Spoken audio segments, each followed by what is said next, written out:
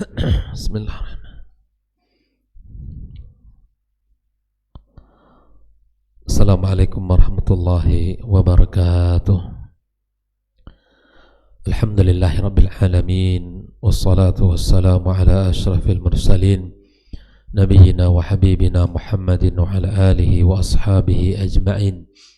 Asyhadu an la ilaha illallah wahdahu la syarika lah, al-malikul haqqul mubin, wa asyhadu anna Muhammadan abduhu wa rasuluhu an-nabiyul amin. Qala ta'ala ya ayyuhalladzina amanu ittaqullaha haqqa tuqatih wa la tamutunna illa wa antum muslimun. Subhanaka la ilma lana illa ma 'allamtana innaka antal alimul hakim. Amma ba'd, fa inna asdaqal hadithi kitabullah wa khairul huda huda Muhammad sallallahu alaihi wasallam wa syarrul umuri muhdatsatuha wa kullu muhdatsatin bid'ah wa kullu bid'atin dhalalah wa kullu dhalalatin finnar. Kaum muslimin dan muslimat, al-musyahidin wal musyahidat rahimani wa rahimakumullah. Alhamdulillah, pagi ini kembali Allah berikan kepada kita kemudahan untuk bisa mengawali hari kita dengan sesuatu yang mulia, melaksanakan ibadah subuh berjamaah, dan kemudian kita lanjutkan sejenak dalam majelis ilmu kita. Mudah-mudahan Allah Subhanahu wa taala menerimanya dan menjadikannya dalam catatan timbangan hasanat kita di hari kiamat kelak. Kemudian salawat serta salam semoga senantiasa pula kita sampaikan untuk junjungan kita Nabi besar Muhammad sallallahu alaihi wasallam. Allahumma salli wa sallim ala Muhammad. Semoga salawat dan salam ini juga tersambung kepada keluarganya, para sahabatnya, dan siapapun yang setia di atas jalan agamanya.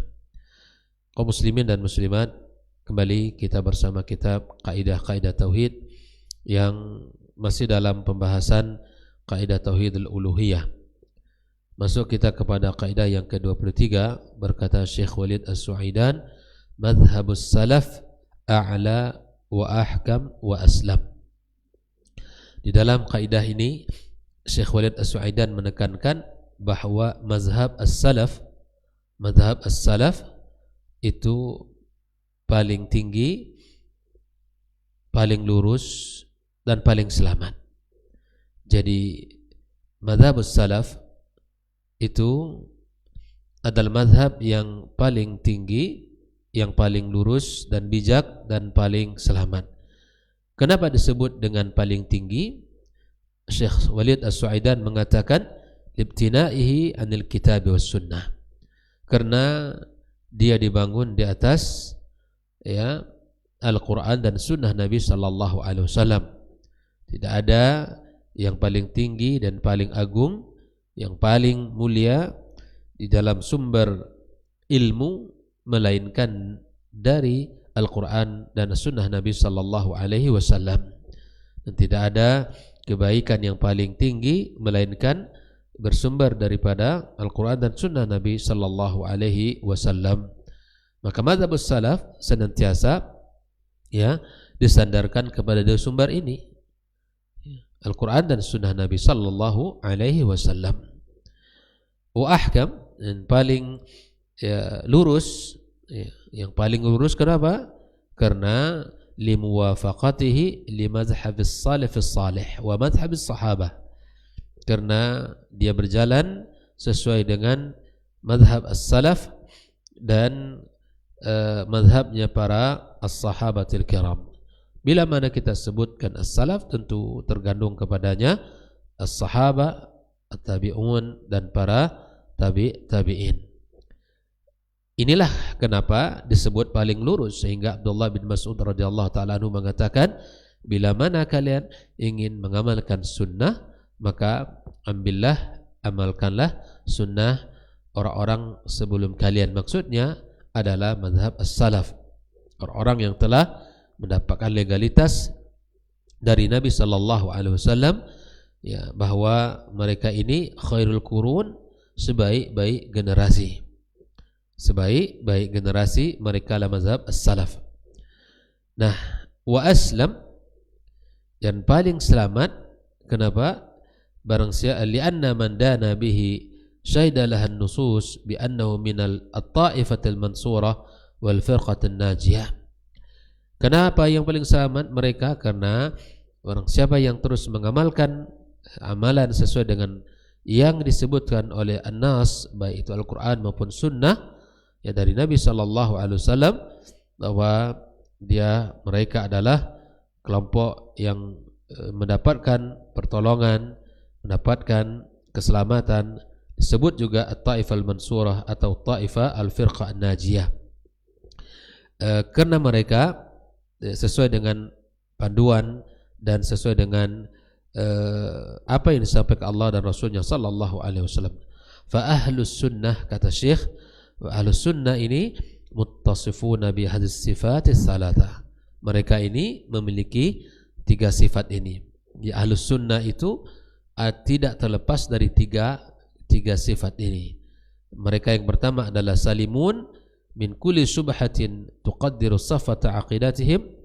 Mereka selamat dari seluruh hal yang bisa mengotori akidah mereka, yang bisa mengeruhkan keyakinan mereka, yang bisa merusak akidah mereka. Mereka selamat, ya, aslam. Mereka lebih selamat karena mereka tidak bersandar kepada akal, mereka tidak bersandar kepada logika, mereka tidak bersandar kepada hawa nafsu, tidak bersandar kepada keinginan, ya, syahwat. Tidak, tetapi mereka ini senantiasa tunduk kepada ma qala Allah wa qala rasuluhu sallallahu alaihi wasallam.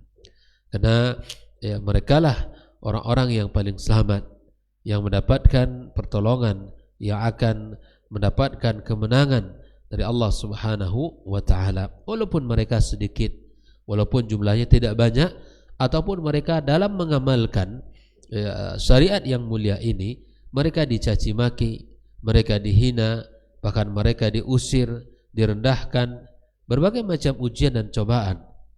Mereka tetap kokoh, istiqamah dengan ajaran yang telah diturunkan Allah dan Rasulnya sallallahu alaihi wasallam. Walaupun mereka mendapatkan tantangan yang sangat banyak, mendapatkan ujian yang berat dalam hidup, ya, dan merekalah orang-orang yang diberikan pertolongan oleh Allah Subhanahu wa taala. Karena kebenaran tidak dilihat dari banyaknya jumlah. Kebenaran tidak dilihat dari banyaknya orang yang mengikuti. Kebenaran selalu dihitung dari apa yang disampaikan Allah dan Rasulnya sallallahu alaihi wasallam.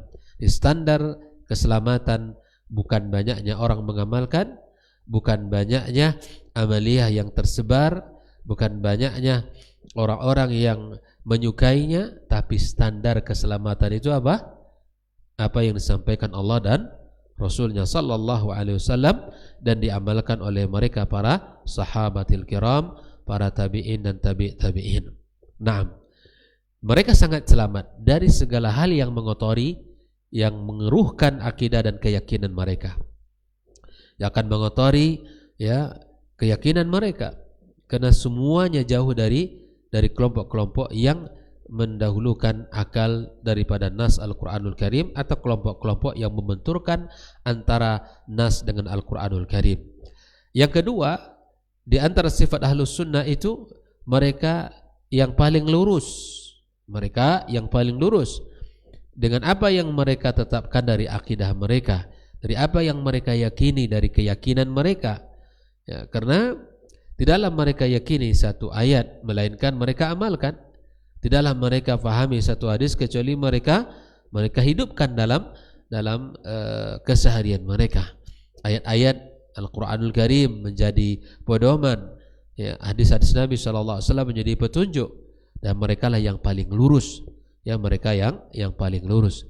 Ya, sekali lagi bahwa standar lurusnya atau bukannya sesuatu, atau benar atau salahnya sesuatu, bukan banyaknya orang yang mengamalkan, atau banyaknya pengikut, atau banyak orang yang menyukai. Bukan itu. Bagi standarnya adalah apa yang datang dari Allah dan Rasulnya sallallahu alaihi wasallam. Yang kemudian yang ketiga adalah wahum a'lam ahli tawaif. Mereka orang yang paling berilmu, orang yang paling tinggi di antara agama-agama atau kelompok-kelompok yang ada. Lidzalika min quwwati ilmihim wa hikmatihim lam yakhtalifu wa lam yatafarraqu kama fa'alat ar-Rafidah. Nah, disebabkan karena tingginya dan kuatnya ilmu mereka, dalamnya ilmu mereka dan lurusnya mereka, maka mereka tidak berselisih, ya. Mereka tidak terpecah-pecah, mereka tidak terbagi-bagi beberapa kelompok, ya. Kenapa? Karena memang sumbernya satu, jelas, Al-Quran. Yang kedua As-Sunnah Nabi SAW, sumbernya jelas, ya. Makanya Muslim yang berada di Indonesia, bila mana dia memahami Al-Quran dan Sunnah sesuai dengan pemahaman para as-salaf, mukmin Muslim yang berada di Eropa yang mengambil Islam dari apa yang dikatakan Allah dan Rasulnya, atau misalnya yang di Timur Tengah yang mengatakan apa yang Allah katakan dan Rasulnya katakan, insya Allah tidak ada perbedaan, ya. Bagi Ahlus Sunnah dimanapun belahan dunia ini mereka sama, tapi bila mana sumbernya sama, ya. Makanya subhanallah, karena kekuatan ilmu dan kedalaman ilmu mereka dan lurusnya pemahaman mereka, lam yakhtalifu wa lam yatafarraqu. Mereka tidak berselisih dan mereka tidak berpecah-pecah beberapa kelompok-kelompok tidak seperti yang dilakukan oleh Ar-Rafidah. Ar-Rafidah, ya, mereka inqasamat ila 13 firqah. Ar-Rafidah terbagi-bagi, banyak pembagiannya, 13 bagian. Ada Rafidah yang kita kenal, ada Zaidiyah, ada antara Syiah itu kan banyak, ya, Syiah Zaidiyah, ada Rafidah, dan ada seperti yang di Yaman misalnya, dan di beberapa daerah, ya, seperti di Amman, di Iran secara khusus. Nah, itu terjadi perbedaan-perbedaan di antara mereka, sangat tajam di antara mereka. Wal Mu'tazilah inqasamat ila 15 firqah, 15 kelompok mereka. Rafidah 13 kelompok. Jadi kalau sumbernya itu tidak berpandu kepada Al-Quran dan Sunnah, sangat rentan untuk berpecah dan berkelompok-kelompok. Akhirnya mereka merasa benar dengan kelompoknya sendiri. Nah, oleh karenanya kalau bahasa istilah kita, orang kampung kita mengatakan, kalau air di hulu bersih jernih, maka air di hilir pun akan bersih dan jernih. Bila mana sumber yang mereka pakai itu benar, ya, yang menjadi sumber ilmu mereka itu adalah benar, insya Allah mereka tidak akan berselisih dan bersilang pendapat dan tidak akan terpecah-pecah beberapa kelompok-kelompok. Nah, kalau Ahlus Sunnah ala mazhabis salaf misalnya, siapa? Tidak ada. Pimpinannya siapa, Ustaz? Tidak ada. Huwa Rasulullah SAW wal qaid. Nabi Muhammad SAW sebagai yang dijadikan qudwah, yang diteladani, yang dijadikan pedoman. La ilan wala fulan. Nah, ya bagi. Nah, kalau ada orang bertanya siapa pemimpinnya as-salaf, Ahlus Sunnah wal Jamaah, huwa Nabi sallallahu alaihi wasallam. Dialah Nabi kita alaihi salatu wassalam, yang menjadi panutan kita, qudwah kita, teladan kita, dan menjadi ikutan kita. Dialah Nabi kita alaihi salatu wassalam.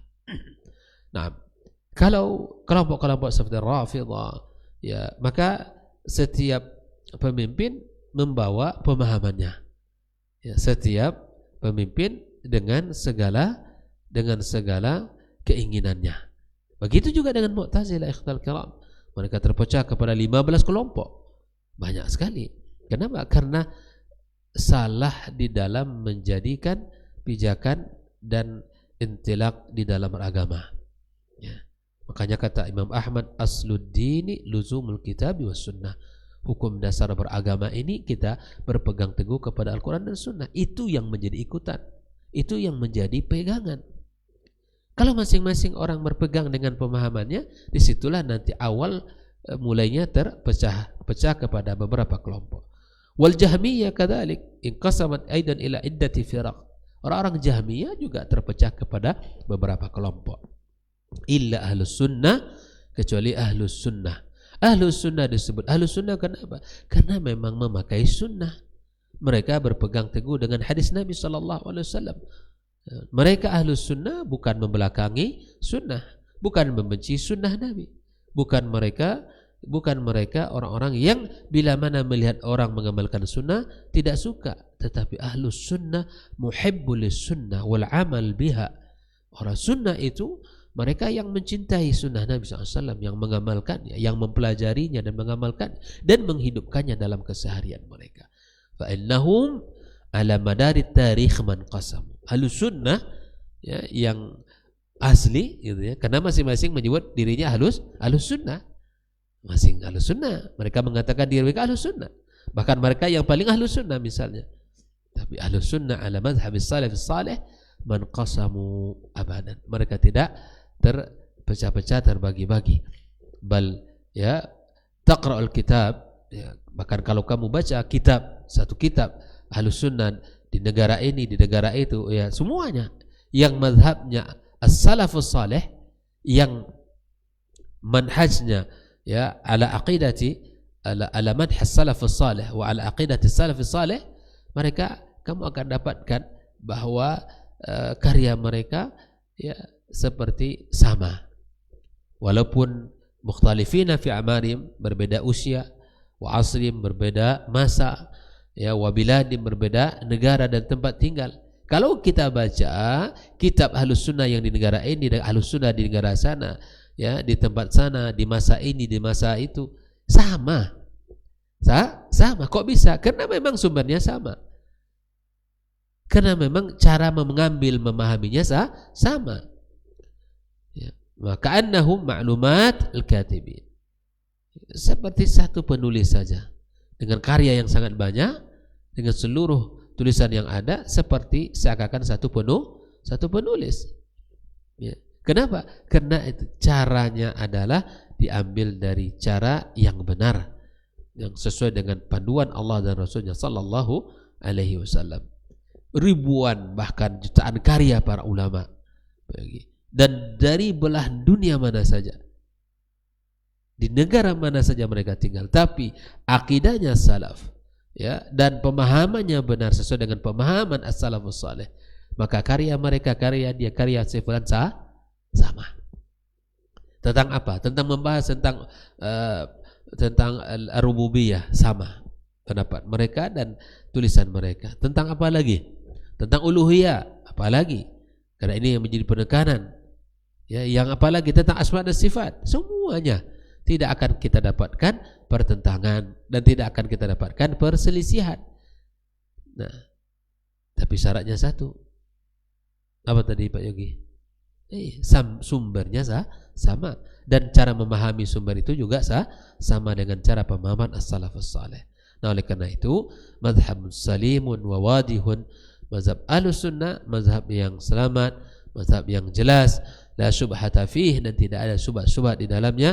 Lidzalika yaqulun Nabi SAW, Nabi kita bersabda dalam hadis Muawiyah ibn Abi Sufyan radhiyallahu taala anhuma, ala inna man qablakum min ahli kitab iftaraku ala sintaini wa sab'ina millah.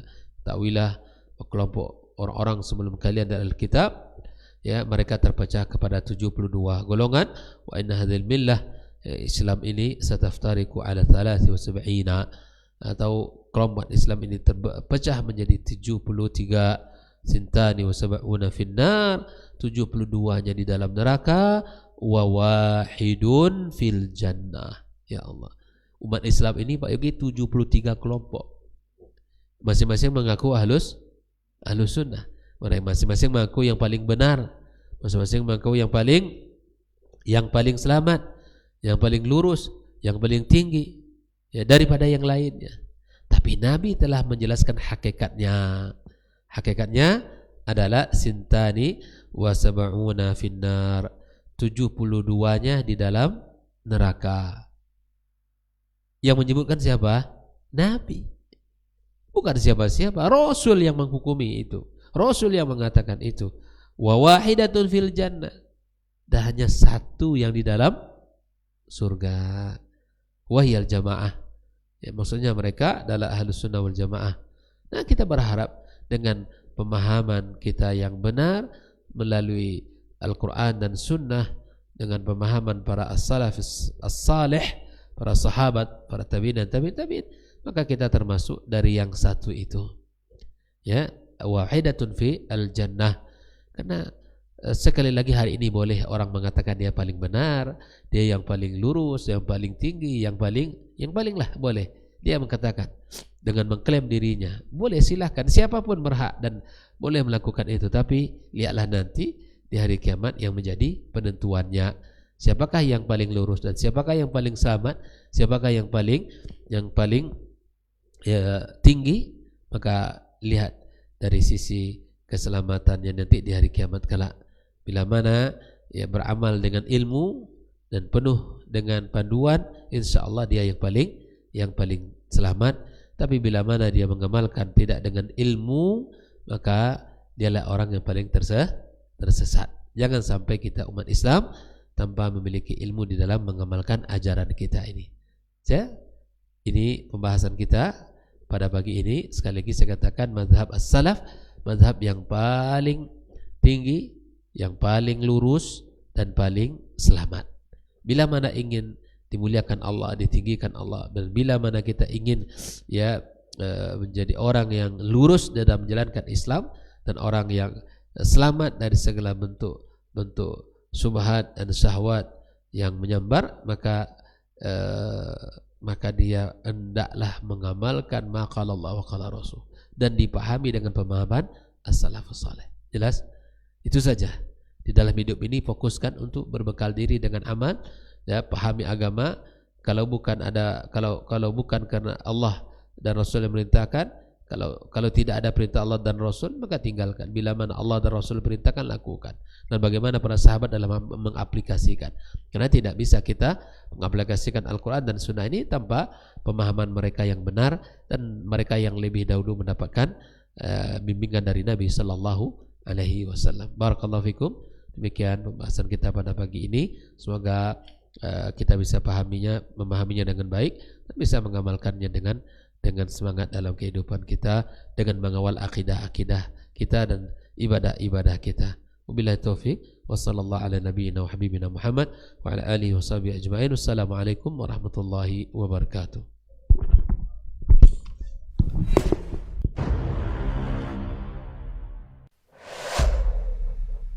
Dunia dan seisinya ini bagi Allah tak sama nilainya dengan sebelah sayap lalat.